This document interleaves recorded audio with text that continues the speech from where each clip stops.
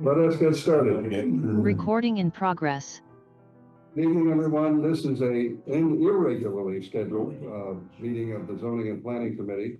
I'm Lyle Baker, the chair of the committee. I'm joined in the committee room by the vice chair, Councilor Oliver from Ward 1, Councilor Albright from Ward 2, Councilor Danberg from Ward 6, Councilor Wright from Ward 3, online by Councilor Crispin from Ward 4, and Councilor Getz from Ward 5. We're also joined by members of the planning board and Mr. Doringer. Can you introduce your colleagues, please? The only person I can introduce right now is myself. Okay, Exactly. all right. Okay, that's Others it. maybe along later. Who might be invisible? Yeah. We're operating with a webinar format tonight so that we can promote people who are interested in speaking as we go through this. But the process that I anticipated, as I indicated in the chair's note, is we're going to have a discussion on various items that have been before the committee, where we're looking for input from specifically the Newton Chamber of Commerce and the Economic Development Commission. And there may be members here from, I know there are representatives of both. And the process that I anticipated was to offer the chamber 10 minutes at the beginning and the EDC 10 minutes, and then 3 minutes for anyone else who wishes to be heard, with an opportunity for councilors to engage in conversation at the conclusion of testimony, so that we can make sure that all the ideas are well aired here tonight. We're also joined by our planning department, Ms. Kyra and Mr. Lamel, who are going to give us a little bit of background before we get into the actual items. Is that correct? Or are you going to, we should start? We're going to start with the parking piece, I believe, Yeah. right, where we have a new proposal. Okay. And then I think our intention was mostly to be here to listen for the other items. All right, thank you. So the first item is 18124, request for discussion and possible amendments to remove or reduce parking minimums for commercial uses in commercial centers. And I'm going to ask the planning department. Also, we've been joined by Ms. Holden, our very able clerk, and also the planning director, Mr. Heath, and others who will be identified as we go forward. So who's going to take this one? Mr. Lamel. So I'm going to take this item, and it's great to come, I think, before the conversation that everyone will have in a little bit. This is something we've spoken about or brought up in committee in various ways and iterations. Most recently, in the summer, this was talked about, where we were thinking about ways to better support local business, either existing businesses or new businesses. And the idea here is that parking requirements, time and time again, from a zoning perspective, come up as a barrier for existing businesses that are succeeding and looking to expand, or for new businesses to find a new space within an existing building here in the city. And so this is what we're going to talk about tonight quickly. And so really, we know that the villages, the village centers, the city as a whole are home to a variety of businesses and institutions that are providing services for the community and the region at large. And the city council has made a variety of regulatory changes that are helping support these businesses. I think most recently I can pull them up. There's a variety of docket items. I'm not going to get into them. There's going to be the discussions that are happening tonight, but in the end, sometime in 2024, there was a variety of changes relating to incentives to small businesses, changing and allowing these uses in more places by right, creating new uses like craft beverage establishment for breweries and things like that, and places of amusement, defining business incubator, which has allowed the opening of experiential retail. I don't believe we have a craft beverage space yet, but the rules allow them very much so. And then of course there's the village center overlay district that truly, I think, allows for a variety of uses and places to locate.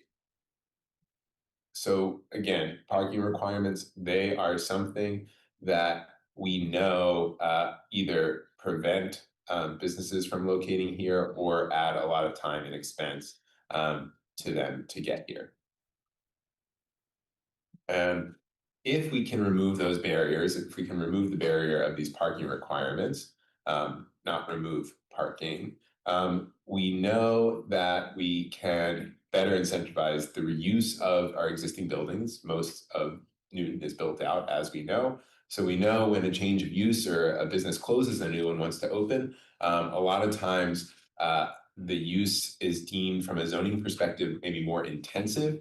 That triggers a special permit process in a very typical case when that building has existed, there's never been parking there. But yet on paper, again, it triggers this process. Land and space within the city, within the region is limited. And so if we can decouple parking from the businesses or the spaces themselves, we can provide more space, right? We can provide more space for businesses. We can provide more open space, housing, things like that. And then, of course, to create, maintain parking is expensive. And of course, that gets put into the costs of doing business. The ability to not require parking is being taken advantage of already within the Village Center Overlay District, within the VCOD. Here's a couple projects where these existing buildings that either did not have any or very limited private parking were creating or expanding a new use or adding spaces to an existing restaurant or creating a public plaza, which hopefully is in process in Newtonville. Where by taking advantage of the no requirement or not requiring parking, they're able to do these things. Otherwise, either they couldn't do it, or again, it would have to be going through the special permit process. Where exactly? So thinking about kind of moving into the proposal itself, we believe that the village centers are really the main place to focus this zoning amendment. And why that is if you look at the zoning map, don't look at it in too much detail, but essentially the red are our commercial zones, very limited. So just the zoning overall, and you can see kind of popping out here our business 1 and business 2 zoning districts, which really mostly align with our village centers. They mostly align with our access to public transit, be it the Green Line, the commuter rail, or bus service. And again, like I said, they mostly align with where our village centers are as well. And so another reason is if we can align the proposal with the village centers, the impact or where people can take advantage of this new zoning is concentrated. There's only a couple hundred parcels within these business 1 and business 2 zones. A good portion of them are already in the village center zoning. So they already have this ability to move through and not require parking. So there's only a little over 100 parcels that would essentially not require parking. The zoning recommendation itself is consistent of kind of 2 parts. So create an exemption in the business 1 and business 2 zones. And then the second piece is going into the parking table, the uses, and aligning those so that when uses change, it is more flexible for them to occur. So quite simply, the zoning essentially is an exemption, like I said, for commercial uses, only in those business 1 and business 2 zones. And then the second piece here, which we can get at the specifics, is that if you look at these uses, which are some of the more common ones that we see: restaurants, retail services, services of personal service, we can go in and simplify this and align them so that they have the same requirement. And we only require on a per square foot basis. So you can see, for example, retail or service establishment is 1 per 300 square feet plus 1 per 3 employees. And so you're thinking about a existing business needing other employees or needing to expand in some way, shape, or form, that in and of itself could trigger parking requirements, which would trigger special permit processes. We don't know. I am not the expert of what a business needs in terms of their staff. So if we were to just regulate by per square foot, that would be a simplification, and I think would be a minor step that would go a long way into helping again, existing and new businesses. So that's what we were just talking about there. And with that, I turn it back over to you. Our recommendation, if there's agreement on committee, is to move this forward to a public hearing. Okay, so before we get to the public comment, I'm just going to ask if members of the committee have a question. Councilor Danbury? Questions or comments also? Say again? Just questions or comments also? I'll take either one, but I want to make Okay, sure we get to the public, so. Okay. I'm all in favor of this. You can see that I'm one of the 4 people that has brought this forward. Just in Newton Center, for example, we have a number of years ago, I worked with, I see Miss Sussman is there from 93 Union Street. And it was clear that her building was not going to work without some parking remaining. And so we did a package for that building. We really need to extend this and not reduce. We've said reduce or remove. We need to remove the parking requirement.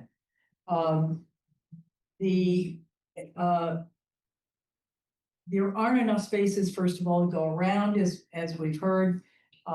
It's impossible for us to even come up with enough space so that the existing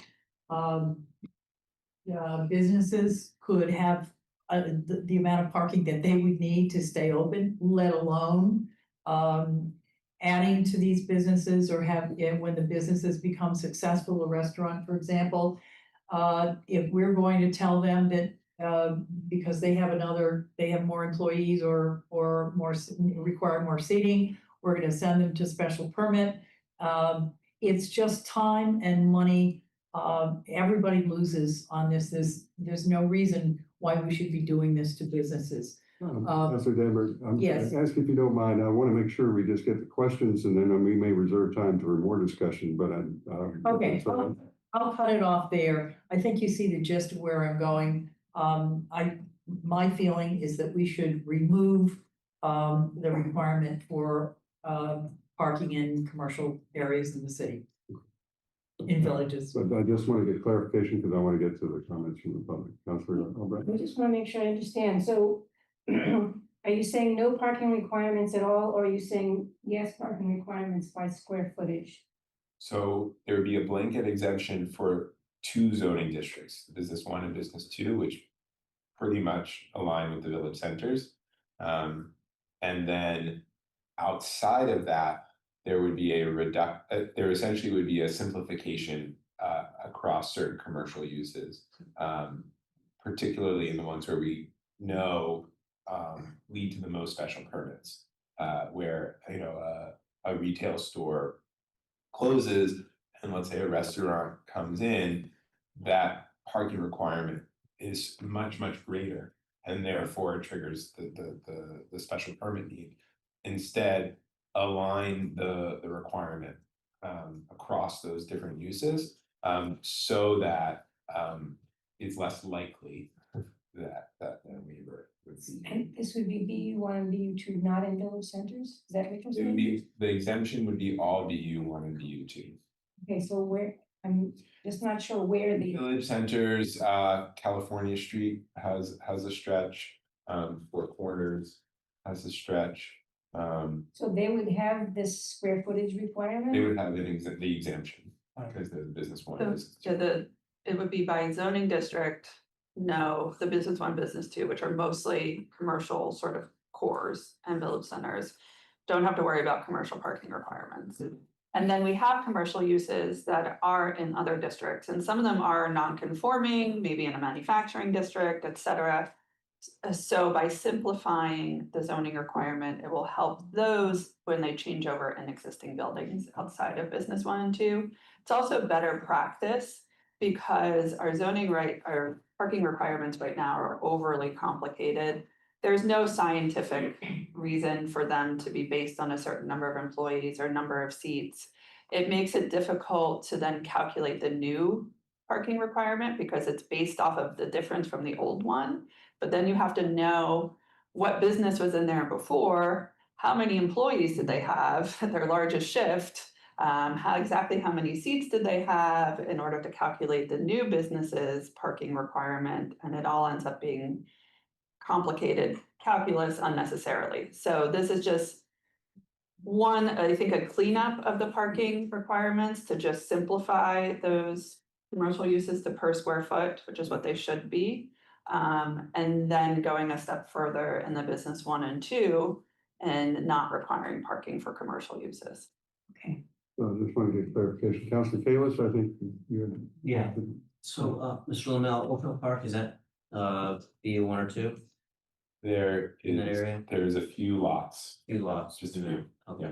And then, the 100 businesses you mentioned, can you just clarify what that is? The 100 plus parcels. So essentially what I wanted just to say is if the committee and the council were to move forward with this, there's less than 200 BU1 and BU2 parcels in the city overall. 60 of those parcels have the village center overlay on them. So essentially they already have a mechanism in place see. where there isn't parking required. So I just wanted to just kind of quantify the impact, which is just a little over 100 parcels across the city that would be able to take advantage of this. Okay, and we've had no problems with it since then, Village center zoning, on this. not to my knowledge. No, I think it's helped a number of businesses be able to open more quickly or add more seating, or create some public space. Okay, and then it's right around us, this is my final question. Sure. Needham, Waltham, what do they have? I don't know, I can look. I do know, I think. I have, I'll it's been send it to hammered you. into my head by Mr. Reedman that we're in competition. Ah, So I want to know what our competitors are doing. competitors, City. neighbors, partners, friends, That's country. well, Waltham's buying property to turn into parking lots, so they're probably not the best example for progressive parking policies. But we can come back Okay, next time with a comparison. Because the committee had really, this is the first time we've seen the actual proposal. I'm not, I think, prepared to go to a public hearing request tonight, but I certainly want to have the opportunity for the public to comment, and then we'll figure out how to take the next step expeditiously.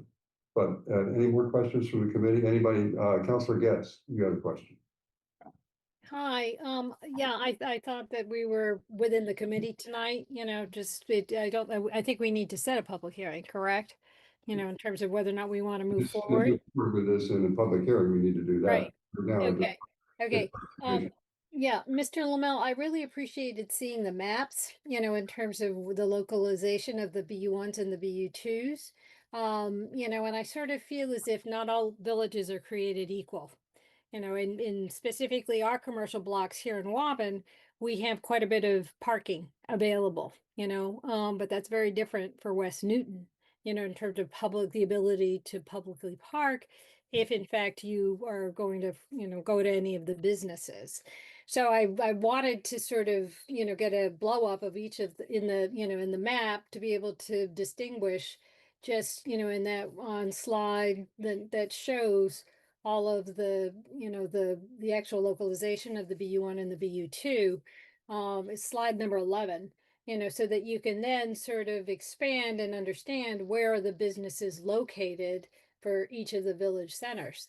In West Newton, I think you remember, or, people that are on this committee would remember that the chocolate shop actually acquired land from us, the city, in order to move ahead with their business. It was actually that the police headquarters and that parking, they wanted dedicated parking for their customers. For the the bank building on the corner of Chestnut and Washington. There was a recent acquisition of city land for dedicated parking for their business. So I do think that it's still part of the equation, and I wondered whether or not we could sort of instill a trigger that if in fact new construction came with the business, that they would be required to pay into a fund in order to create a centralized parking facility off center. Because I really like, and I've seen in many communities, parking garages that are not, in the city main, but a block or two off, that actually provide parking, and people can park and then walk to all of the businesses that are localized in the center. So I don't know if Councilor Gantz, I'm going to suggest this is a question for the planning department, I think. Yes, But yes, and or Attorney Lee, just whether or not we have that ability, if in fact a business is going to expand and create new construction, that we could actually assess a fee based on the amount of new square footage that the business is creating. So that then it gets paid into a centralized, the creation or the paying for a centralized garage. I think that's beyond the scope of the item that's currently presented, but again, I think part of the conversation we want to figure out is where we take this. So if you're comfortable, I'd like to move to the opportunity for public comment unless there's another question. Oh, no. We don't, that's what I was asking about in the beginning. I don't think it's not on the agenda as a public hearing. No, we haven't. This is a new recommendation just tonight from the planning. I'm not prepared to entertain setting a public hearing until we've had a chance to chew this over a little more in committee, but I do want to the planning department an opportunity to think about some of the comments, especially what we're doing here. So. Okay, that's it for me. Thank you. Anybody else in committee? Anybody behind me that I can't see on the side? All right. Okay. The guy with the pitchfork. Then what I'd like to do is to open the opportunity. This is not a public hearing. This is an opportunity for public comment, but specifically we've invited the representatives of the Chamber of Commerce and the EDC to come and comment on this and the subsequent items. I haven't read those into the record yet, and I'm just asked Mr. Reedman if you're prepared to comment on the items in series, or do you want to have the comment on them? We can do the whole ball of wax. Okay, then let me read the others into the record just so we understand what they're before us. The second one is 8025, requesting discussion on the current state of Newton's commercial office space. There's 29524, discussion on parking in village centers. Then we have an appointment, but that's not what you're here for. So, although you're welcome to comment on that too. So would you, I'd like to come to the table so that you can be seen and heard, and the department representatives will shift. And then we will try and make this both audible and visible to the public. And Ms. Holden, keep track of the time because I want to make sure that we give everybody 10 minutes, and then we'll. My intention is to have 3 minutes for other comments from people in the public, and also then if there's leftover conversation or questions that you need, you can come back to Mr. Reedman and others. Thank you very much, Mr. Chairman. Really appreciate the opportunity to do it. I am going to actually yield to two others to speak on my behalf to the questions that you have. But I did want to make one comment, and Councilor Kayla set it up very nicely, which is when I'm asked about how can we grow commercial tax revenue, how can we help our businesses, how can we support them both in what is happening with the office space, how do we turn that one around, but also what happens with retail, restaurants, and the other sector. I really think you do need to think about this as a competition. Businesses are always competing, but I think the city needs to be in a frame of mind of thinking that the city too is competing for these tenants. Every time a restaurant owner decides whether they're going to open here or next door, it's a competition for that restaurant owner. Same with anyone who opens office space, or anyone who wants to be here or chooses to remain. And I think that as much as you can do to help make the city competitive to our neighbors is really helpful. And I love our neighbors, but I think this is really the key. Thank Especially you. And while I appreciate you looking at me, the camera is there. Oh, So okay. to the extent that your comments are, we want to make sure the public can record it. So what I would do is give you a presenter out with us today, one on Zoom and one here with me.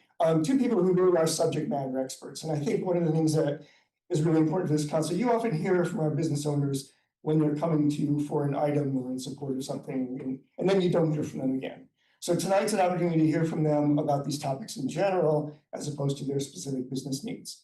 So we have with me Elizabeth Holmes, who's a commercial real estate broker with RW Homes Real Estate, who really has the reason I asked Elizabeth to come here in particular is because she not only works in Newton, but in our surrounding communities, since RW Homes has a great expertise in understanding what our suburban market is like. And then after that, we'll hear from Jody Zussman with the Boston Development Group. And Jody Zussman and her company, they own virtually every type of commercial use that you can think of. They have lab space, they have office space, they have retail space, they have restaurant space, and they have it both in our community and in other communities as well. So I think they'll both be very qualified to help you answer. So I'm going to start with Elizabeth. Turn it over to you. Awesome. Hi, everyone. Thank you for having me. As Greg said, I'm Elizabeth Holmes with RW Homes Commercial Real Estate. We're a commercial brokerage firm based in the greater Boston suburbs, and that's our specialty both on the office and industrial side. So I will go quickly through this, but if there are questions after, happy to dive deeper into it. So to focus on the office market, both in Newton and then Central 128, I'm going to first hit on two stats and then 4 different themes that we're seeing in the market. Starting with the stats, vacancy, pre-pandemic, post-pandemic. In 2019, for Newton, the vacancy rate for office space was about 7.75%. Post-pandemic, we are at 16% in Newton, so that's more than double. If you look specifically at properties, office properties that are over 75,000 square feet, that number jumps to 23% for vacancy. Comparatively, for Central 128 in general, which we count as Newton, Needham, Wellesley, Waltham, Watertown, pre-pandemic, you were at 9.75% for office space. That jumped to 22% post-pandemic in 2025. The other big stat I want to hit on is the time to lease. So the time that spaces are sitting on the market before they're leased up. For Newton, pre-pandemic in 2019, the average was 9 months. Post-pandemic, depending on which stat you look at, it's either 11 to 15 months to lease this space. In Central 128 in general, it was 10.5 months pre-pandemic. 2025, we're at 13 to 15 months. So overall, Newton is performing better than the overall Central 128 market, but as you can see, pre-pandemic and post-pandemic are majorly different for these landlords in the market. Looking at specifically what we're seeing for office themes, 4 things I wanted to hit on. The first one being a majority of the demand for office space is coming in the 1,000 to 3,000 square foot range for tenants. That usually means on the office side, less than 15 to 20 employees. This is actually 50% of what we're seeing for demand and activity in the market. And only 5% of the leases that are happening in Central 128 are over 10,000 square feet. The other big piece, as we look more into that 10,000 square foot and larger space office users, there's extreme competition in the current market. We are seeing, if you were to pull a survey and I had a client who wanted over 10,000 square feet of office space, there are 82 properties available in Central 128, both direct and sublease space. What's winning when you have that much competition is one of 2 things. Either the Class A++ is what we're calling it, with the amenities. So think of the newest properties, the newest finishes, the newest amenities, or it's, and sometimes or the discounted rents. So we're seeing sublease spaces such as TripAdvisor space doing extremely well because it has all of those amenities. But as a sublease, it's a discounted rent compared to what the landlord would be charging. Similarly, 140 Kendrick and Needham have had a lot of success with that as well. Third piece I want to point out is the how the office users are making decisions. We previously, pre-pandemic, if you had a 10,000 or larger square foot user, they'd be out 12 to 18 months on average before their lease was up to make their decisions. If you were under 5,000 square feet, you're probably out 6 to 9 months before your lease is up. In the current market, for those smaller users under 5,000, we're seeing tenants come out 3 months or less before their lease is up. So that's putting a lot of difficulty onto the landlords who, even though they're still coming out with those limited timeframes, they still want you to do the build out exactly how they would like it. So that's just something to consider, is that there might need to be an expedited process in that building piece. If someone's still coming over and saying, I know I'm going to be moving in 3 months, but I still want 4 offices built out, new paint, new carpet, new lighting, make it look brand new and beautiful. And then the last piece I just want to point out is that because these spaces are sitting on the market longer, we're seeing landlords of office space start to consider other uses to start filling these vacant spaces. This is primarily being filled by medical or quasi-medical space, and then research and development companies who might need some type of loading. They're storing something, but they still need a nice office for their employees. So not every building can accommodate these 2 types of uses, but we are seeing those as opportunities for these lingering vacancies. One example being Wellesley at Sun Life's Park. When Sun Life downsized, they've converted some of 112 Worcester into medical space and have seen luck with 2 concierge groups who have taken 18,000 and 8,000 square feet respectively, and then Beth Israel took 14,000 square feet there. So those are one of the few large square footage deals that have happened in that market. So the only last thing I just conclude quickly with, when you take the time to lease post-pandemic, the Class A++ amenities that are required for these large users, which require a lot of money to implement those, the increased construction costs for build outs in general, and then having to discount your rents or incentivize tenants with free rent or other large improvement packages, it's making it tricky for the landlords to be excited about their office space or want to build more of that. But happy to answer more questions and go into more detail. Thank you. If you're comfortable, I think we go to the second presentation and then see where we are in terms of public. If not, I want to extend more time to you, but let's see where we are. Perfect. Jody, Jody Zussman, I'm with Boston Development Group, and we own all along Union Street, some on Beacon Street, and 1280 Center Street, where Rosenfeld's Bagels is. So we have seen a huge reduction in our office space, especially for smaller tenants on Langley Road. And parking always comes up as an issue in Newton Center. And the fact that the municipal area has been so many spaces have been taken out there and made into an area for more community involvement, we don't see any real use of that during the week.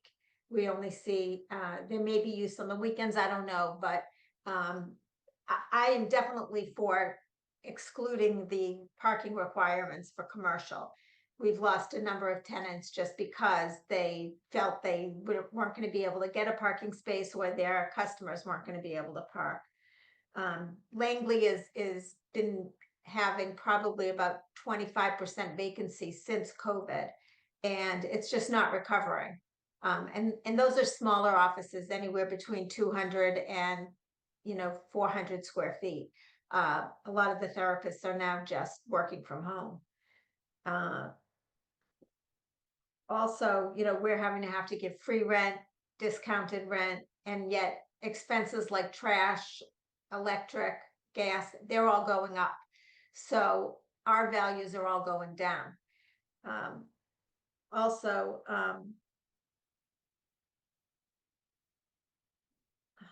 I'm looking at my notes.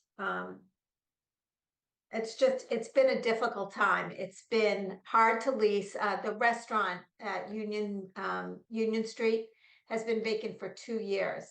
And that's really hard to lease because number one, it's, you know, in the back and it's hidden, so it's not on the street. And number two, everybody wants some kind of parking. So we've been feeling the pain, and I just want you to know that being right in the heart of Newton Center, it's been very difficult. Thank you. So, Mr. Reedman, is there anything you want to say? And then I would. Only Jody, I wonder if you could just give a perspective, because you have property elsewhere too, how, what you heard from Elizabeth and how that comports with what you've been hearing about the market. And I think really the question is, in addition to the parking changes before the council, are there other zoning changes or other things that would be helpful? Yes, you know, we're in Watertown, we're hearing that a lot of the life science buildings that we've all built recently because it was in such demand, there's very little VC money going out now, and there are life science buildings that have been built that are sitting there vacant, that they're now considering converting to apartments, but not necessarily office, because there has not been the back to office that we were all hoping for. People are coming in maybe 2 or 3 days a week, but they're not coming in 5 days a week. And so nobody needs the same amount of space that they needed before. So office demand has really reduced. Life science has gone to nothing. We're seeing in the Boston area a little office activity, but a lot, every time we make a step forward, we're 2 steps back. Somebody else is closing because their employees aren't coming in, or they just don't need as much space. Thank you. I want to offer the Economic Development Commission an opportunity to speak, if that's okay. And Mr. Sisson, how do you plan to structure that conversation? Really is up to the commissioners. I've got my chair here, but I don't know how it would be. I think it's a chair. Would you? Actually, Deborah Jackson and Eddie Jarris will be speaking. Okay. All right. So if you guys don't mind trading out, and those of you can trade in, and then we'll. Physical differently. Yeah, both members of the commission, hey, I guess is a little bit newer, but as a known quantity, as a local business owner of 3 locations of Sweet Tomatoes. And Deborah Jackson has been on the commission for, is this your 3rd or 4th term? I can't remember. Second, is that all? I've been here too long. No, so anyway, thank you for entertaining us. We wanted to have commission members speak and offer whatever we can. And again, we've targeted 10 minutes, but you don't have to use it all, but we can figure out how to use it wisely. Okay, who's up? My name is Hetty Jarris. I am the owner of Sweet Tomatoes Pizza. I live in Newton since 2012. My husband and I, my daughter just graduated from Newton South. She's now a freshman at University of Michigan. And I'm also a member of the EDC at the mayor's request back in 2024. And I've had about, almost 2 years with the EDC, and we have been have endless meetings about how can we have businesses come to Newton. How can we streamline the process? Now my process, I opened in 1998. It was, I believe, different than it is now. My process was easy. It was, I had taken over a space that was an existing bakery. Jody's dad was my landlord, and she is my landlord now. West Newton was a little bit more challenging, but I think all in all, it was manageable. I have talked to many business owners about customers who come in to say, really want to open a business in Newton, but it's tough. I think that there needs to be some type of easier platform for businesses who are not familiar with Newton but want to come to Newton. For the process to be easier, the licensing, and I have the parking, if we can jump to the parking is difficult. As being in, I have two stores who are in busy locations, but tough locations. Newton Center doesn't have a lot of parking. However, my view on it, and this is how could kind of take out the parking from the equation of getting a permit to operate in and to open a business in Newton, is the two can't go hand in hand. I remember that when I was 22 when I was filling out applications with in Fred Guzzi's office to get a license to operate, and I knew nothing. But I learned the ropes the hard way through Fred's secretary. I don't remember her name. She was difficult. And there was an equation that it was square footage, how many people are working, okay, how much parking do you have? I have no parking. And then, okay, you're allowed 9 seats. If I were to, I'm not up with all of what needs to happen now as far, because again, I've been in business for 27 years. The parking and the business, opening a business can't go hand in hand. For Newton Center, I think that you're always going to be able to find a parking spot. It's not going to be the parking spot you necessarily want, but there is parking. There's not enough, but there is parking. West Newton is definitely more of a struggle because there's not so much parking. But to make Newton a desirable area for businesses to come into, you have to loosen the reins on applications, because right now you're notorious for being really, really tough and difficult. And I don't want to hear that as a business owner. I want Newton to be a place where there's new, fun, buzzworthy restaurants or any type of stores to come in. Not necessarily national chains, but you have to work with the people. Thank you. So good evening, counselors, in the room and online. I am the Reverend Dr. Deborah Jackson, a member of the Economic Development Commission. This is my second term. I'm a Newton resident. I've been a member of the City of Newton, or part of the City of Newton, since 1999.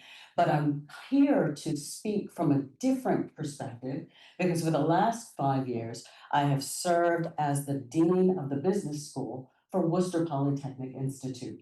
And so I have a different perspective of the adults who have now come to age, which we would recognize as Gen Z.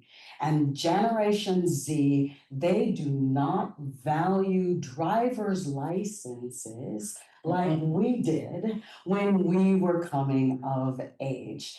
Only 1 in 25 licensed drivers in the US is 19 or younger. That comes from the Department of Transportation.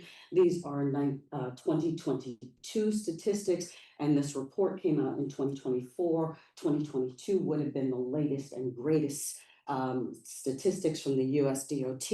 Since 2000, the number of 16-year-olds with driver's license decreased by 27%.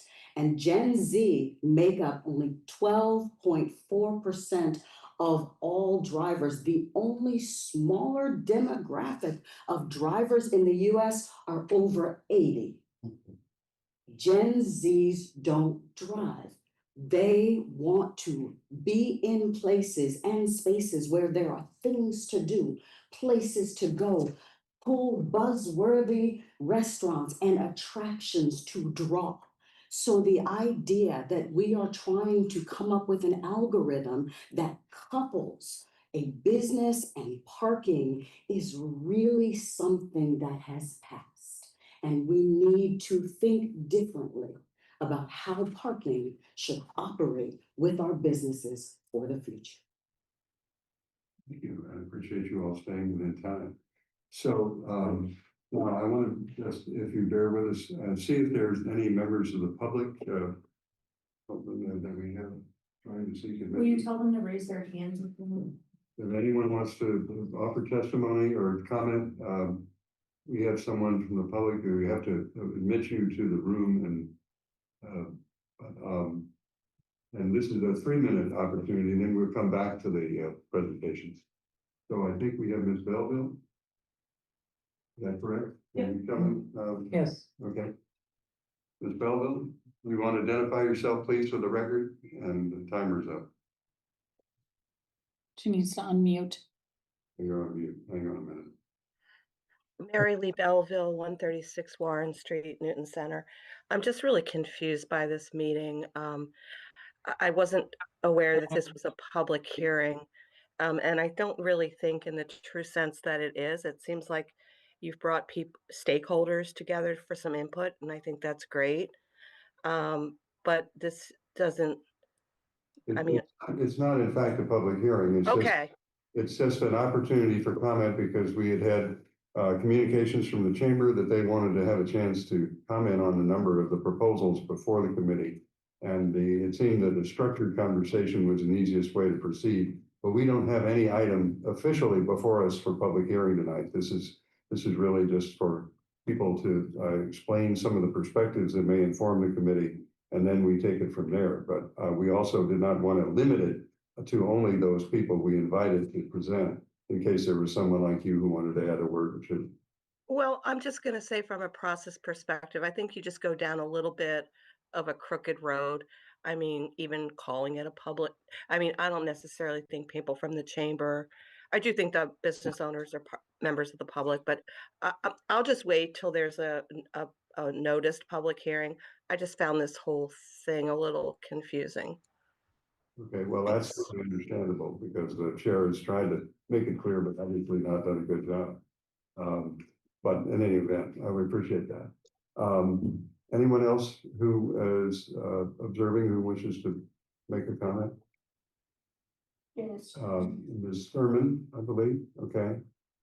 Ms. Thurman, you have 3 minutes. And again, this is on these 4 items. We're just trying to hear from the civic invitees, but enable others to speak.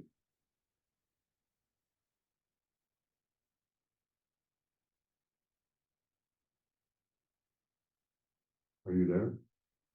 I'm here. I've never done this in a webinar format, so this is new to me. I'm sorry. No, that's all right. We've had to make an adjustment for technical. But I've never used this format on Zoom before, so I was confused. Anyways, I'm with Mary Lee. This is a little discombobulating. I saw that you were going to be discussing parking in village centers, and that's something I'm concerned about, especially in lieu that we're being asked to revoke the overnight parking ban in November. And I was curious to hear what you guys were going to be discussing. And now you were having people coming in and making testimony about how we have to reduce parking in our village centers because people under 19 aren't getting driver's licenses. At least that's the recommendation. That's how I heard it. Maybe I heard it wrong. I mean, I'm not, I don't know what the future is going to be. I guess if you base it based on the number of licensed drivers at 19 years old right now, I guess you can just start eliminating parking all over the map. I'm not for that. I'm not over 80. I'm closer to 80 than I am 19. I'll say that much. I never thought I'd be at this place. I'm glad to be alive. So for whatever reason, I am here.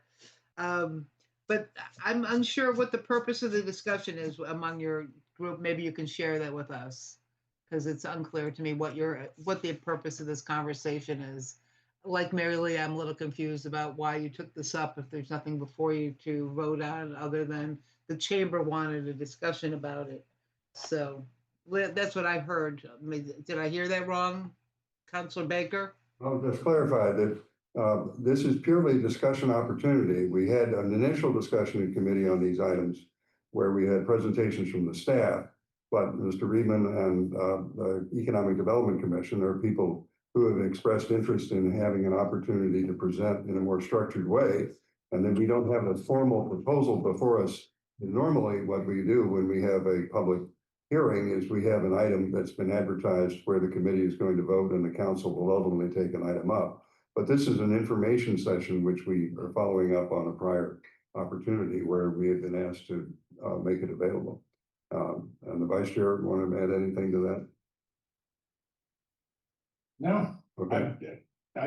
we could always try and explain it in a different way, but that seems pretty clear to me. So, but we, because we didn't want to feel that people like you would not be able to participate in the comment if you wanted to, but that's why we made this opportunity in addition. But if your comments are complete, I think I'd like to bring it back to the committee. We have one other, okay, we have one other person who'd like to be heard, but I just want to let Ms. Sherman, are you done, Ms. Sherman? Okay. Goodbye. Okay, all right, thank you. This, Terry Soro. Is that correct?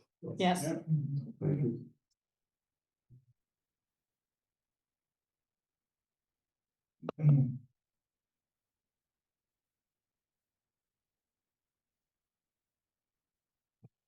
Just bear with us, Ms. Soro, we're trying to make the technology work. I should note we've also been joined online by, I think. Can you hear me? Council Malik. Yes, we can, Terry. Sorry. I guess I'm confused as well as the other statements from Janet and, but I am happy just to make some comments. And the lovely, I don't know her name, in the orange who just spoke about the village center and the young people and not driving. I don't know her name, I'm sorry. Reverend Jackson. Reverend Hi. Jackson. So, I guess I can agree to disagree, especially, my grandson, they had, and his fiance rented at the Trio with the anticipation that they don't need cars. There's restaurants there and the train, and all of a sudden the train stopped working to where she had to go. They thought that they could walk to some of the stores.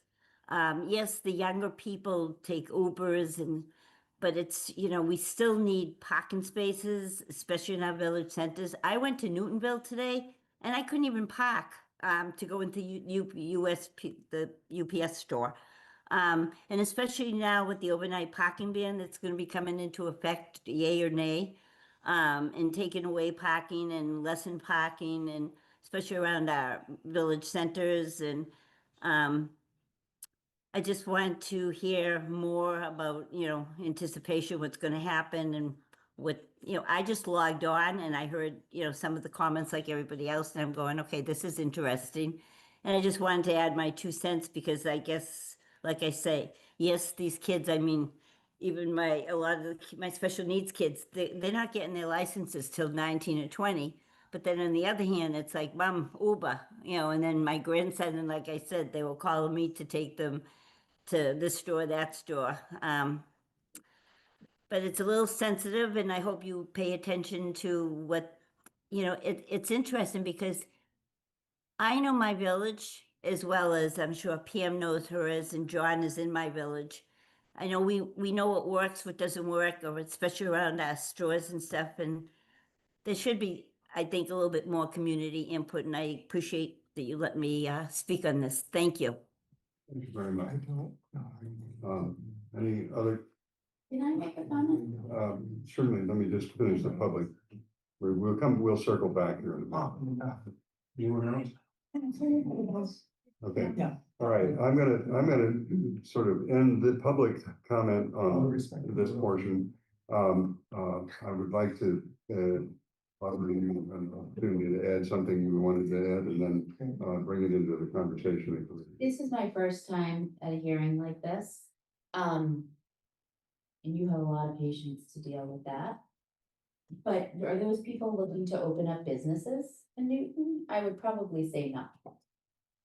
The people who just made those comments. So, I mean, I'm here for the businesses who are existing in Newton Center and all the villages and new businesses that would like to come to Newton. Not about parking, doesn't matter. Her village, wherever she lives, is not going to thrive if there's not businesses there. She'll have ample parking, but there won't be any stores. So, you know. We appreciate that. I think, Councilor Oliver, do you want to? Yeah, and I do, and for the, at least I'm gonna try and clear one thing up for the benefits of, Ms. Sorrow, Janet Sturman, and Mary Lee Belleville. We're not talking about eliminating parking in the village centers. What we're talking about is removing the requirement for a business to provide that parking. So in other words, if we talk about Nonantum for a minute, none of the businesses along Watertown Street would, if this were to go through, if you're zoned BU1 and BU2, and correct me if I go astray here, sir, those businesses, should a business come and go or transact or a different property or a different business tenant moves into an existing property, that business simply would not have to prove to the city, again, steer me, prove to the city that they have their own parking available. Their patrons would have to rely on existing public parking. So there's a really big difference between what we're talking about here and eliminating existing public parking. I just want to make sure, because I heard that at least once in those conversations, and these are two distinctly different questions. So, I don't know if that helps or not. Thank you, Mr. Vice Chair. I think that at this point, what I wanted to do, and again, for members of the public who are watching, we're trying to understand the shape of the problem. And at this point, the focus of the meeting has been to get input from the business community about the shape of the problem. There are other perspectives that are legitimate and important because the city is, we all represent citizens who are not just, they may be business owners, they may not be business owners, but that's our role. But what we're trying to figure out is what is not wise zoning policy going forward. And I appreciate the testimony that you all have made. I want to ask if the EDC has any other comments, because this is your time as well, and I want to make sure the chair is on. I'm perfectly happy to cede all my comments to my colleagues. Okay, all right.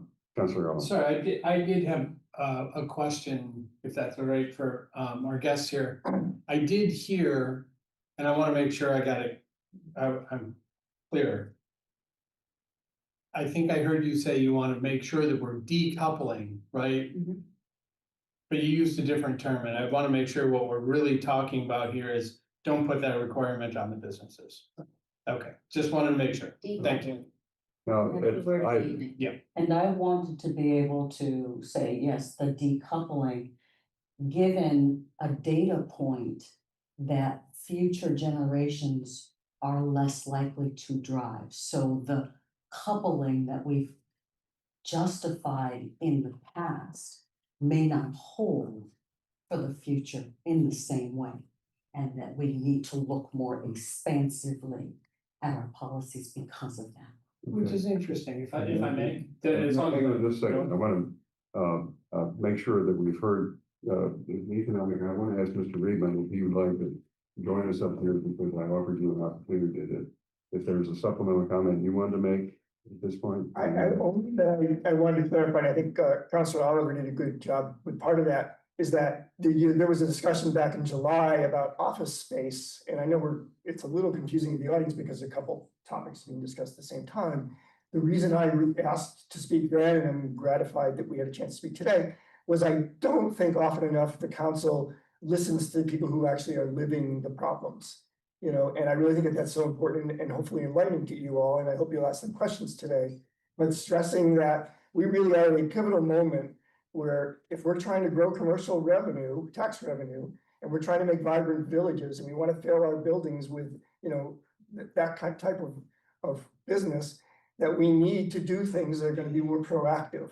The parking, eliminating the parking, uncoupling the parking requirement for new business coming is one of those strategies. There's many others we can talk about in the days and years to come, but I really do think you need to act with urgency, because this is a problem right now that we are facing, and we're facing unprecedented vacancies, as you heard Elizabeth Holmes talk about. Thank you very much. Yep. I just want to make sure that our guests have heard that. Mr. Sisson, anything you want to add? Yeah, Mr. Chair, thank you. I guess I would follow up on something Ms. Holmes said, in terms of the time that it takes, or I guess it's more of an expedited time that their tenants or their potential tenants are requesting to fit out a space, a new space, even a small space. And I want to bring us back to that comment, because one of the things that we touched on in July was that, you know, our zoning and some of our parking do affect a lot of businesses, especially restaurants, retailers, and service companies that are in our village centers or in those first floor retail spaces, wrestling with a parking issue that they can't solve themselves, and have to go through a special permit process to get a parking waiver. But when it comes to office, which is sort of a separate piece of this, often our regulations, the city's ordinances, really do not impede office users from coming into office spaces, unless, like, in a case of medical, may have a higher parking requirement, and not just on our end, but I think the commercial property owners are also like, wait a minute, I'm not sure how many medical I want, because they do have a higher parking need. But I wonder, is the opportunity for the city, if we're going to be, as Councilor Kalis meant, we're going to be competitive with other communities, can we be faster at inspectional services to turn around permits for commercial fit outs, so that, you know, their tenants, you know, or their potential tenants come in and say, we can get into Newton because we can get you a certificate of occupancy. You do everything right, we'll get you a certificate of occupancy within 60 days or whatever the number is. So that's an interesting point to me, because I think before tonight, I was like, I'm not sure how to help the office market from a municipal perspective, because we don't have the levers. And that might be one that we could try and pull. Okay, I appreciate that. Now, if it's agreeable to the committee, I'd like to bring the discussion back into the committee, and then if members of the committee have questions they want to pose to our guests, we can do that. But I'd like to have the conversation with the understanding I'm not expecting to vote anything tonight. These items are informational for us, so we can figure out where we're going to go with this. While we have the planning department's recommendation, there are questions I think other members of the committee would like to have talked through, but we could do that in another context, and I would do it relatively soon, I hope. So with that in mind, Councilor Wright, I'm going to recognize you first because you held your comments till after the public discussion. And I want to go to you, and then I'll go to Councilor Albright, and then Councilor Danforth. Okay. And then Councilor Councilor Frenchman, I'm sorry, excuse me, colleagues, I may go after Councilor Wright to Councilor Frenchman because he has not been heard from me. Welcome, Councilor Frenchman. I'm sorry, I didn't see you and I should have recognized you. So I agree that, you know, the younger people aren't driving, and I know friends' parents like begging their kids to get the driver's license, and they're not doing that. And so there's less of those drivers, but we're also increasing our housing. You know, since 2020, we have approved, the city has approved an increase of 11%, over 11% of housing. And right now we're looking at over 1,000 units from Craft Street to West Newton.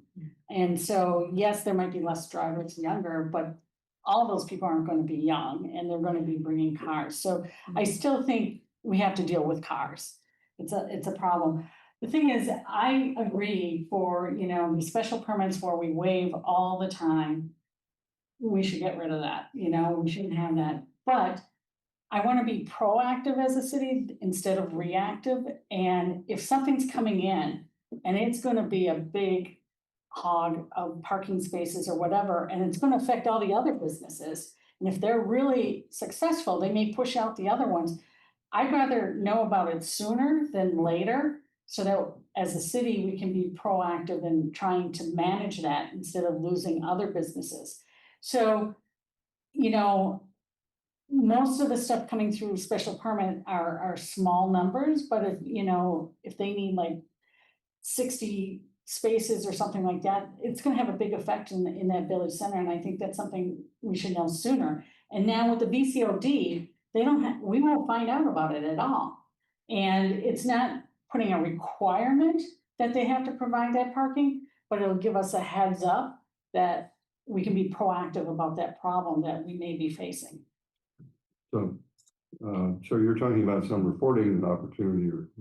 I don't know how we would do it. It said, especially in the village center, that we're allowing this to be by right. But maybe it's in part of their documentation that they submit to ISD.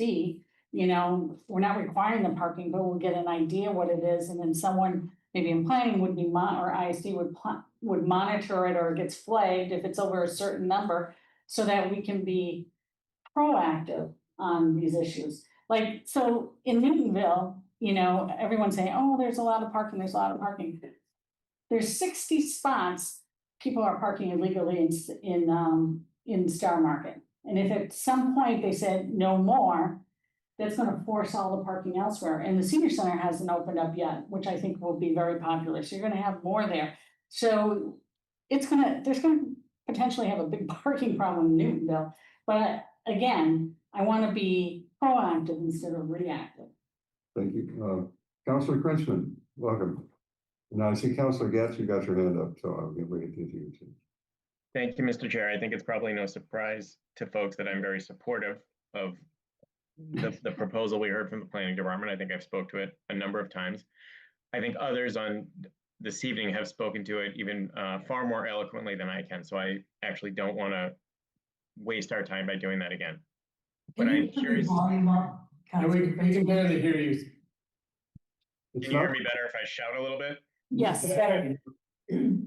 So I'm not going to repeat what's been said because others have spoken quite articulately about the benefits of this proposal, which I support. I am curious to hear from my colleagues. We've heard from the businesses that they want this, that they need this, that this would help them open. We know that we have several empty storefronts, and we know that there is a hesitancy of folks who are opening businesses to move into the community.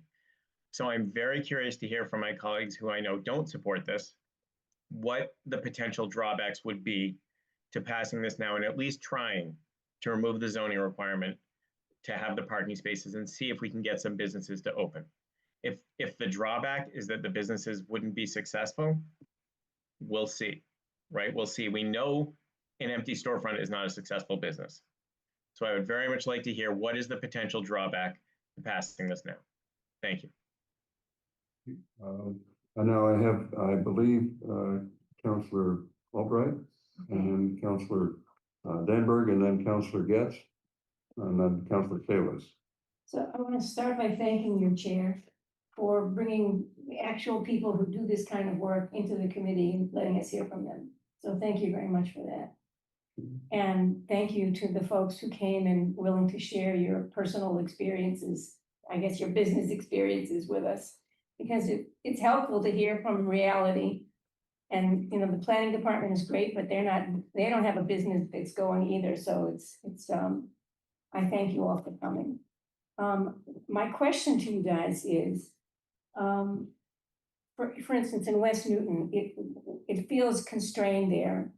So I don't think the businesses, now I'm telling you what I think, I was gonna ask you, but anyway, I don't think the businesses should be required to provide the parking spaces, but somebody has to provide some parking spaces. And I guess I'm wanting to know, do you think the city should play a role? And do you have some suggestions in that regard, any of you? Well, when I opened, I didn't have parking spaces. It was, if the landlord gave you a parking space, the landlord gave you a parking space, that wasn't an option, so no parking. So, you know, we rely solely, especially in West Newton, we rely solely on metered parking spots or Watertown Street. For my staff, at least, they want to park where they don't have to feed a meter all day. But West Newton is difficult, you know, it's more difficult than Newton Center. It's not as congested, but it's more difficult to park there. You certainly can't park in the CVS parking lot. Right, I mean, you'll get murdered. I mean, the guy jumps out of the. The guy. Yeah, you can jump out of the. Yes, they turned in. So. It's a fun story, yeah. You know, I've heard the story about the candy shop coming and it's coming. Yes. Right? Yeah. I think that would be great. And I think that a candy shop like that does need a little parking area where my location in Needham, we're in a strip mall, a plaza. And that plaza is, even though we have parking there for our customers and the other customers there, we have people parking who go to the medical building next door and park there. And we're at a crossroads because our landlord owns the medical building and our plaza. And so they don't want to say, hey, move your car or tow, but you know, God forbid. I don't know where the city would give parking to. I think that more free parking would be great, you know, if you're on Brayland, which runs parallel, I'm back in Newton Center now, runs parallel to Union. Brayland used to be no parking there from 4 to 6. There were a couple metered spots and then there were spots there that you could park all day. Now they've changed it where it's 2-hour parking. There's still just a few meters, but that was changed. We didn't get the heads up. We didn't get the heads up from the city, hey, you know, but I think that those 2-hour parking that aren't necessarily metered mean a lot. You know, yes, you're gonna have to move your car, but I don't think the city's gonna build a big parking lot for people in the villages. Where would you put that in West Newton? It's, you know, it's not. Mr. Reben, I want to give you an opportunity to comment. Thank you. Yeah, I wanted to actually comment on the candy shop because the candy shop is the perfect example of how this should work, which is that we let the business decide if there's enough parking there, not what the regulation or some zoning or some prior occupancy is. The candy shop wasn't looking for a waiver they said, my business model requires dedicated parking. And if we can't find dedicated parking, I am not going to open at that location. That is what we want every business to be able to decide, every landlord, everyone. My business, I'm going to move here because I can get what I need or for my customers and my employees or not. That's the system we have. Rather than have a regulation that tells that candy shop owner how many spaces he should have, let him tell you, and then he makes a decision whether he's going to go in or not. The council was gracious enough and the city was gracious enough to sell spots. So we're going to have a wonderful amenity in West Newton Square because of that decision. But again, it was driven by business need, not by a zoning code. Greg, can I just comment that I think Elizabeth wanted to. oh, sorry, go ahead. I was going to just add on to what Greg said, when we have clients who are looking for space, exactly like you said, some are requiring spaces, and if the space that they're looking at doesn't have enough parking, it's immediately off the list. Others, they don't need it, or they have employees who commute via public transportation, and it's not a requirement. On the flip side, on the landlord side, the rent probably has to get discounted if you're not able to offer parking as an amenity for your tenants. So that's the other piece. I think sometimes the market will tailor towards the uses. So sometimes you don't necessarily need to add more parking. There might be uses that it's okay for how their business operates, and then others, it just gets taken off the list. So I just wanted to say that in the summer, I go to Chatham Chatham is the quintessential spot that has not enough parking for everything. But the town of Chatham has provided 2 parking lots in town and 2 large parking lots within walking distance of town. So, and it's always thriving there. And my personal feeling is that the city needs to think about this. And it can't leave it up to businesses. It's not your job. It's our job as a city, I think, to figure this out. And maybe the next mayor will do it. I don't know, but it's time for us to think about it. That would be amazing. Yeah. In the interest of time, I want to thank you and then go to Councilor Danberg, who's next on the list. Thank you. And I want to thank the 2 of you and anyone else who has come here, Ms. Holmes, also, for sharing your experiences, because we need to hear from people who have boots on the ground, and who have lived through this. Our villages, Newton Center, for example, we're built out. We're not gonna find parking on the roof. We're not gonna find parking squeezed behind the buildings. We can put in all the regulations we want or leave all the regulations that we've got, and it's not gonna help business at all because we're not gonna find any more parking instead of the buildings. So 20 years ago, I started here 22 years ago. 20 years ago, Newton Center at night was deserted. After 5 o'clock, the sidewalks rolled up. Now it's full. There are lights on, there are people walking the streets. It's wonderful.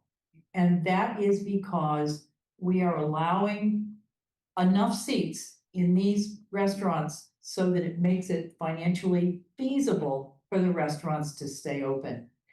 If Ms. Jarvis, sorry, was told, for example, well, all right, here are the parameters.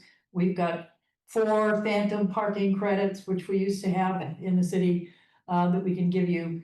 You can put 9 seats in. If she's got space for 20 seats and we're only allowing her 9 seats, where does that get us? Where does that get her? What are we doing this for? What's the reason behind it? What's the logic behind it? The answer is that there isn't any logic behind it. We have to relax these regulations. And as far as special permits are concerned, special permits mean money. And regardless of the city telling a small business owner, well, you can do this without a lawyer. Oh, no, you can't. It'll take you twice as long and cost you twice as much. And you may never open. We need to get rid of the red tape. We need to make it easier for simple, small businesses to be able to open and thrive. And let's let the parking work itself out until we get to a point where we realize that there aren't enough spaces for the needs in the location. And then we do what Councillor Albright is doing. And actually, we should be planning that now. Where can we find space so that we can have a Nexus bus or some sort of transportation so that the employees can find a place to park? Because myself and 2 other city councilors walked Union Street 6 months ago. And we asked a few questions of each business owner. One of the questions was, let's say there were 1 or 2 employees, an owner and an employee. Where did you park? Oh, well, I had to park in front of my store today because I had things to deliver and I'm alone and I can't run out 4 blocks and feed a meter illegally. We know that. So I had to take the parking place right in front of my shop. And although we all know, as well as the owners of the businesses know that they shouldn't be doing that because it's taking parking away from customers, it's a reality. So another thing that I'm going to throw on the table is that we need to find a way to help businesses, small businesses, get their employees parked if they need to park, if they bring a car. And I agree that young people nowadays are not getting driver's licenses the way they should. My kids are older than Gen Z and they don't even want to drive. So I think that's all I have to say for right now, except that let's do what we can as a city, step up to the plate for small business and for the landlords that are struggling. Yes, landlords are struggling, as well as the businesses are, because of the red tape that we are putting in the way of small business. So let's start by eliminating the need for businesses to provide parking. Thank you. Counselor Getz is next, and then I have. Okay, sorry, I, pretty much everybody's spoken to my points. I want to assure Councilor Chrisman that I'm actually interested in supportive of decoupling, the parking from, the business, in terms of that equation. I also think we need to appreciate the parking demand in the BU1, BU2 districts. I think that I would love to see, like we did with the VCOD, each of those specific areas blown up so that we can understand those regions, because I think they are distinctive, in terms of either being a village center or a commercial corridor. I'd like to appreciate that and how close they are to residential districts. But I know that we've tried and we do employee parking, in terms of parking districts. And I think that, we need to sort of get into understanding what our current systems are for employees, where they're allowed to park on residential streets in terms of a parking district. I think that's an appreciation we need to have. And then finally, on the point that I started with, that if a business is going to expand and increase their square footage, that there needs to be some sort of mitigation or payment, into a centralized parking facility, something, that's a off-site, further away kind of place that the people that are able to walk can walk and lessen the stress, for the people that need the parking spaces directly in front of the villages, the village businesses. Okay, that's it for me.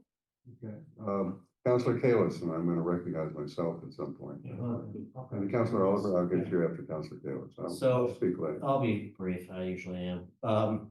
Basically, I hear a lot of needs, a lot of asks from other counselors, but I think Mr. Lamel has done us a service. He has put something in front of us.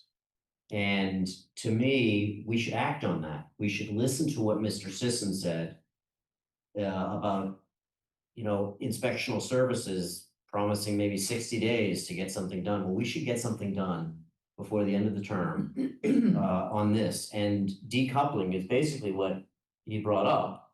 And I haven't heard anybody talk against that. I think that we should move this to a public hearing, an official one, and see what types of comments we get, and go from there. But I feel like this is something that we have. I do agree with you on a large tenant coming in, and maybe there's a threshold at some point. I don't know that it's required right now, but it's something to think about. But I do think we should err on the side of action here and do something. So that's all I wanted to say. Counselor Oliver. I agree.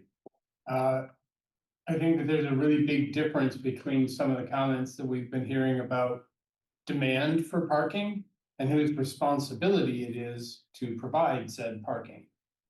I think I said that, if I recall correctly, it was 1314 Washington Street. I stood up and took a lot of grief for saying it's not their problem to provide additional parking, it's ours, meaning the city's. I think I was right.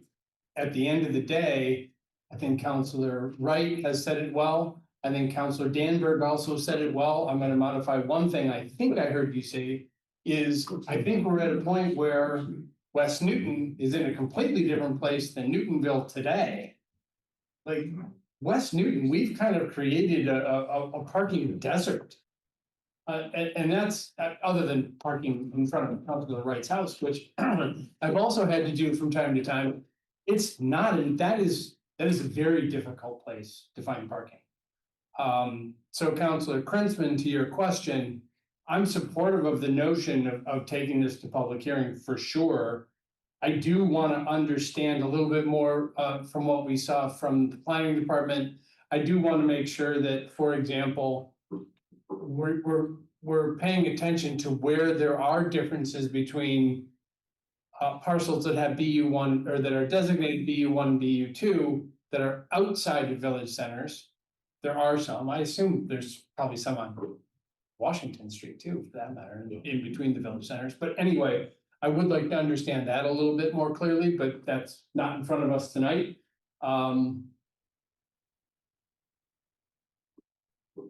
That's all I got for now. Can I Okay, make one comment? no, I'm sorry, I've been quiet here, but I'm going to indicate that. Go after you. Yeah, that's fine, I'll recognize you after.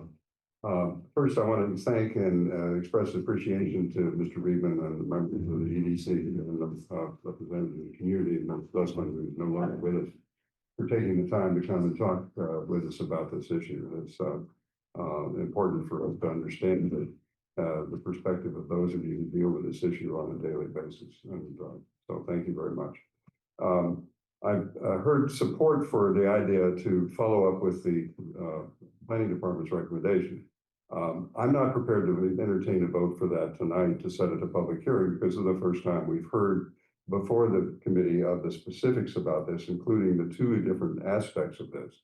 I do intend to set a conversation very quickly, if possible, the next meeting of the committee, so we can have that conversation and understand where we are and then take a vote to go to public hearing and try and get something done by the end of the term if we can. But I think there are issues that are before us that we still need to understand, and some of the residents who spoke about the concerns about how this affects the residential community immediately adjacent to the business community. And that's something that I think we've got to take into account because, as several of you have indicated, the employees have to have a place to park as well as the customers have to have a place to park. And we've got to understand what the impacts of what we propose are going to be doing. I think Mr. Reedman's point, and several of you made the point that the businesses understand their demand, but Councilor Wright has also pointed out that some businesses, if they get very successful, take on some of the spaces that other businesses may need. And we've even seen some of that occur already. So I think that to make it an automatic decision is something I'm not prepared to vote for yet. I may be prepared to vote for it, but I'd like to understand the implications a little better, as Councilor Oliver and Councilor Getz have indicated, about specifically the BU district, and also understand what the rational is version of the parking requirements for commercial uses outside business districts would look like.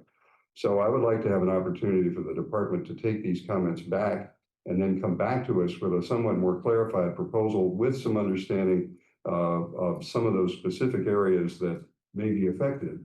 The one other dimension of this that I think we've got to keep in mind is that we do have large regional shopping areas which have parking provided on site by within their own spaces, the Chestnut Hill Shopping Center, Chestnut Hill Square, other places like that. And so we want to make sure that the business owners who are not part of that community still have an opportunity to succeed, which I'm hearing is a big important part of what we've heard, and also the competitive environment. So my view is that I'd like to have more information before I vote to send something to public hearing, because I don't know the full implications of what it is. And then we can have the public hearing and hear from the public, who is obviously not part of this conversation tonight. So that's where I am. Councilor Danberg. Thank you for the opportunity to speak. Two quick points. First of all, speaking to Councilor Chairman Baker's point that he just made about parking spilling over into the neighborhoods. Yes, I think that's an issue. Certainly, it is in Newton Center. I live on the first street outside of Newton Center that doesn't have parking meters, so our street is parked up all day. And it has become a cost of doing business to get a ticket once in a while and pay it. And it's because of the cost, the price of the tickets, it's a reasonable way of doing business that we shouldn't be having to do. And to Counselor Getz's point, I entirely agree with her that the city needs to take it upon itself to look at this and try and come up with a solution. And find where employees, and if we need more in West Newton, for example, and even Newtonville, more parking to come up with that solution. I think there are certainly possible ways of doing it. We have churches that and other organizations that have large lots that are underutilized, and they are not required, nor may we force them to use their lots for public parking. But I think that it's a negotiation that could easily happen in the future. My one last point is that I don't think that businesses should be asked to provide money toward finding parking, because I think that businesses struggle as it is, and especially when a business is opening up. Opening a business eats cash, and there's never enough of it to go around, and there's very often businesses are teetering on the edge of insolvency when they try to start a business. So I think that small business is the last place that we should go for money to provide parking. Councilor Kalins? So Mr. Lamel, I just want to make sure, did you note the concerns that Chairman Baker had? Do you have those specifically? I just want to make sure that I don't want this to fester. I want to actually get this done if we can. And so I want to make sure when we come back that we have answers. Now, the one thing I wanted to ask you is on the 100 parcels. So how many parcels were actually included in VCOD? So there's about 200 total VU1, VU2, and about 60 of those were in the VCOD. So can you look at those 60 to understand the impacts on surrounding neighborhoods? Because I don't know how you're gonna get to solving that question or answering that question for Chairman Baker. And I wanna make sure that you do whatever you can with what you have actually existing. Because you can't do a before and after, because you don't have a before, but you do have an after. So you could at least look to see, is there a negative impact? Maybe there's observations that you have to take. Maybe you talk to the businesses around there. I'm not sure, but I just want to make sure we get as much information as possible. If I could respond, I do think it's incredibly difficult to assess the impact of, we've had, just a couple of properties so far that have opted in order to add seats or to open up quickly without the parking requirements. I don't see how we assess that impact of one business adding a couple of seats. We don't have a before to compare it to. I don't know how we would tie additional cars to that. I mean, I think in general, the number of people who are going to come to those businesses are going to come to those businesses. When we talk about the parking requirements, you're not talking about whether we're creating parking or not creating parking. You're talking about whether you're allowing a business to go in or allowing a business to go in quickly. So it is really difficult for us to be able to come to you and say, these are the exact impacts you'll see, or there will not be any cars on residential streets. It's about allowing small businesses or businesses in general to locate in Newton more easily. And so at the end of the day, that's a decision I think the council needs to make. I understand that completely, but that I don't think would be an answer that Chairman Baker would accept. And so, let me clarify where I think I'd like to go with this, if that's all right. well, let me just finish this up. Sure. And then, so I'm just looking for whether it's data from our community or another community or from Mr. Reedman and other businesses. It's some, you don't have to be exact, but this is what we've observed and what we're able to understand as the impacts, because I think if we do want to have a chance of moving this forward, we need as much information as possible. If I may I speak? Yeah, sure. So I think it's not exactly the right question, since you almost always grant a parking waiver. All you're doing with this is eliminating the parking waiver and the time and the money it costs. So how can you compare the ones in the BU 1s and 2 who don't have that process anymore? Only way comparing is what time they might have saved if they were a brand new business and it's so new. But I don't think the number of parking and the impact on the neighborhood is the same because you grant the parking waiver anyway. You're just making it easier and cutting down the time and money. Well, theoretically, there might be more people visiting the business. And so more parking. Because there's no. Yeah, you need a parking, you need a thorough No, parking study. Changing the dynamics, so. The parking requirement is, as I think Councilor Danberg or someone mentioned, based on phantom spaces. So it's not that there's a scientific equation when, let's say, Ms. Jarvis comes in looking to open another Sweet Tomatoes location. And it's like, okay, we're going to review all of your customer data and the size of your shop, and we know how many people are going to be coming there, and we have a sense of what mode of transportation they're taking. So you're going to need this many parking spaces. That's not how it works. It could be that she's lucky enough to go into a spot that had a restaurant before. So you don't actually require any parking because it's the same. Or she could be locating in a spot that had a retail location. And now you have a greater parking requirement. But it's not, it's pretty arbitrary. And amongst those restaurants and retailers, even though we have the same parking requirement applied to all of them, they differ greatly in how busy they are. I mean, if a Dunkin' Donuts goes in, you're going to see a lot of people coming and going during certain, peak hours versus if you had a restaurant that's only open in the evening.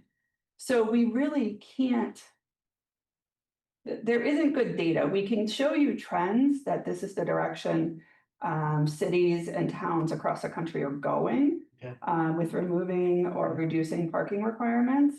But I don't want to set up the expectation that we're going to come in with a lot of data of how many more cars were triggered when the special permit parking waiver was granted. It's not a. I don't think you can, but I've just been conferring with the clerk. I'm prepared to have this item come back to the committee at the next meeting. So we'll have a chance to address and understand the aspects that you proposed. I just think we need to have time to digest what we've heard and to understand as I hear it here, the phantom parking waiver is just, as Mr. Reedman indicated, is something that's granted and there's not been much value in having people go through a dance step that has no public purpose behind it. However, there are potential impacts of taking a global change to B1 and B2, and then you're retaining some parking requirements. We're not quite clear what the table looks like in other places. So I'd like to understand those so we can have those neighborhood perspectives and incorporated in it, and then have that conversation. And then if we have some sense of the committee in court, we take that out to public hearing on an expedited basis. But I'd like to have, can the department be ready to come back in 2 weeks? Okay, because I'd like to be able to, we're going to have a public hearing that night on the facade ratio, and we've got to make sure that conversation is fully baked, and we want to get that done this term. So that has priority in my judgment in the sense of timing. But I would like to, the clerk and I have just taken a look at the agenda, and I think we can make the agenda work to have this be the second item so that we can figure out where we are at the committee and then move something forward to the extent that we can. And Councilor Princeman will have a chance to make his same point again at that point. So I'm going to entertain, first I want to thank all of you for coming, and I'm going to entertain a motion to hold all these items and then try and bring them back at the next meeting. Is that agreeable? Okay, all those in favor will say aye. Opposed? Abstained? The ayes have it. All right. All of these items? Excuse me, all of the items we just discussed. We still have an item before the committee to take up the appointment of a David Brook. I'm not pronouncing it right. Before you depart, Mr. Reedman, thank you very much for taking the time. And I want to thank you all for coming. Thank you for coming. And your colleagues. You're welcome to stay for the last item. It won't take long.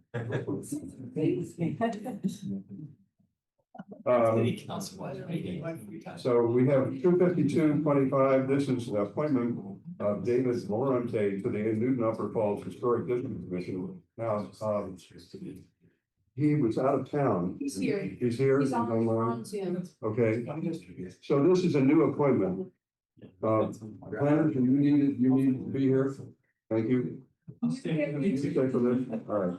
Get rid of that panel so we can see him? Yes, I'm just working on promoting him to. I'll talk to you guys tomorrow and we'll figure out some of the dimensions. Thank you.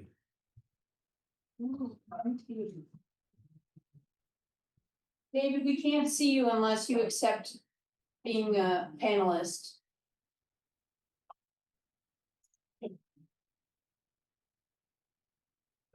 Maybe you put a, can you click on the X or move the panelist? He's right there. Yeah. He's behind the panel. He's behind. No, he's a panelist. There we go. No, he's an attendee right now. Oh, yeah, sorry. He needs to Sorry. accept being a Yeah. panelist. Oh, there he is. There you go. Oh, he's not. Oh, and it there. wasn't, yeah. He's not there. So there's his news.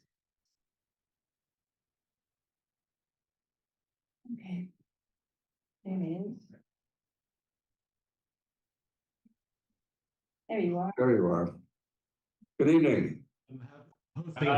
Fundraiser at my house at the moment, so I'm running double duty here. Well, we're delighted to have you for this part of your duty. Well, thank you.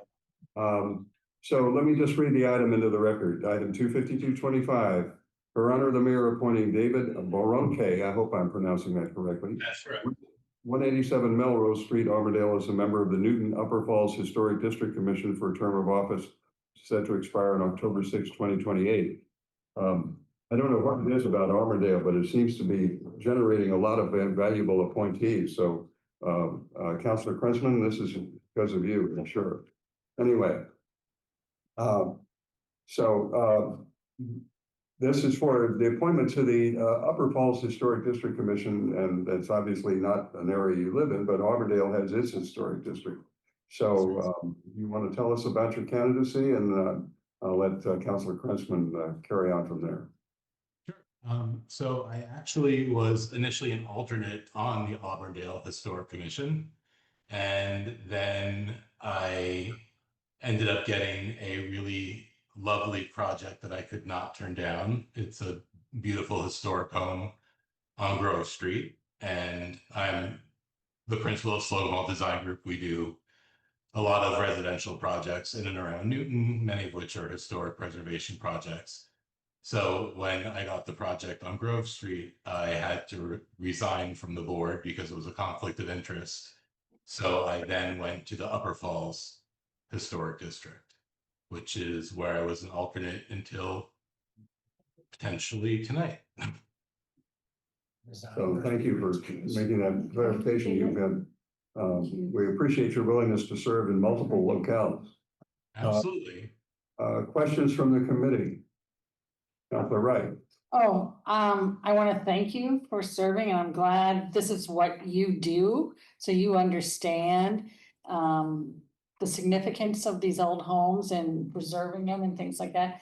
Actually, we were just kind of talking here, why couldn't you just recuse yourself from that project and you had to resign? That was what I was told I could do initially, and then I got a phone call from the legal department there was a whole thing that happened, and I'm on Upper Falls now. Okay, but thank you. I'm very happy, you have this experience and this knowledge and wanting to continue to serve. No, I genuinely enjoy it. So, Councilor Oliver. Great. Yeah, I'll echo the thanks and welcome you, or continue to welcome you to the ranks of those of us who can't stand their own free time. But I am curious, and this has been brought to my attention over the past few months, when it comes to historic districts and preservation and so forth. You know, there are cases where in the city, we have perhaps overlapping / and sometimes conflicting goals set for the city in terms of whether that's you know, solar panels on roofs or things of that nature. And I'm just kind of curious if you could help me understand a little bit of how you work through conflicts like that, where, you know, hey, we've got a homeowner who might want to do something that would impact the exterior of their home, you know, for very good reasons that do meet objectives that the city has set for ourselves, but might conflict with historic preservation.